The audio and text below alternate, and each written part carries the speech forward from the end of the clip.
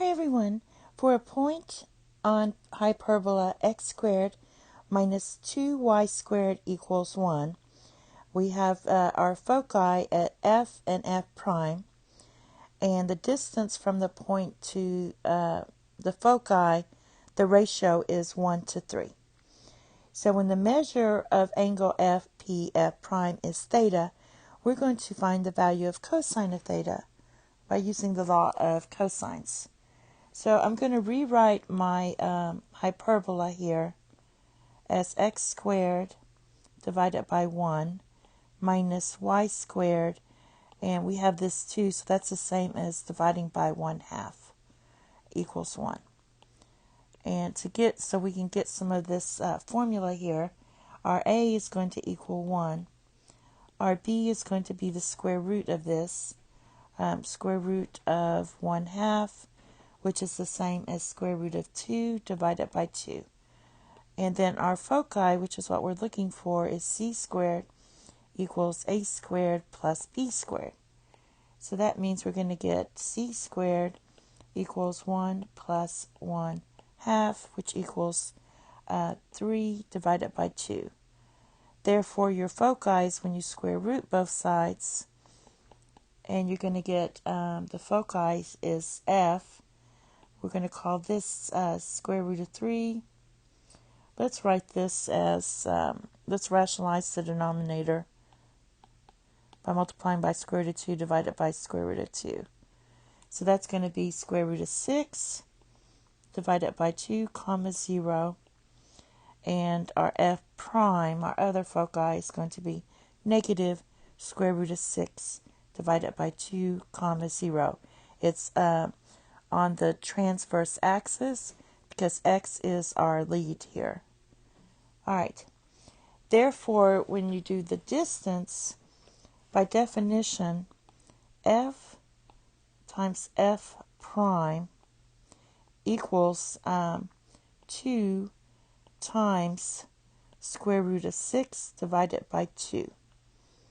Because you just measure these two, or you can just subtract them. Square root of 6 divided by 2 minus negative square root of 6 divided by 2. So that length is going to be square root of 6. All right. Now, by definition, we have the absolute value of the length of PF minus the absolute PF prime equals 2A. And our A is 1. So this is going to equal 2 times 1, which equals 2. All right, so let's move on. We also have this ratio we're going to talk about, so we're going to remember this part here. So we have PF to PF prime equals 1 to 3. So basically that means PF prime equals 3 times PF. All right. Therefore, using substitution we had PF minus PF prime, we're going to get this equals absolute value of PF minus 3 PF.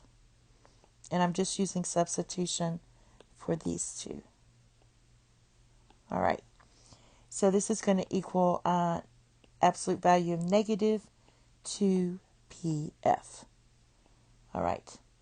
So this is going to equal 2, because you take away that negative 2 times the length of PF, which equals 2. So the length of PF is just 1. All right. So that means PF equals 1. You divide both sides by 2 here. And PF prime equals 3. All right. Now, from the law of cosines, we have a triangle PFF prime. And so we're going to find our angle cosine of theta.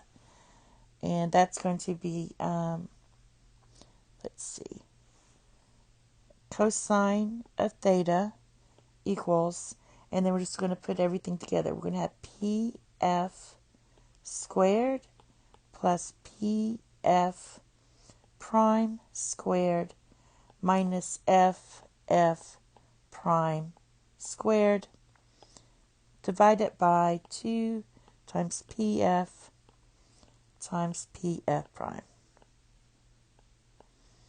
Okay, that's just the sides of the triangle.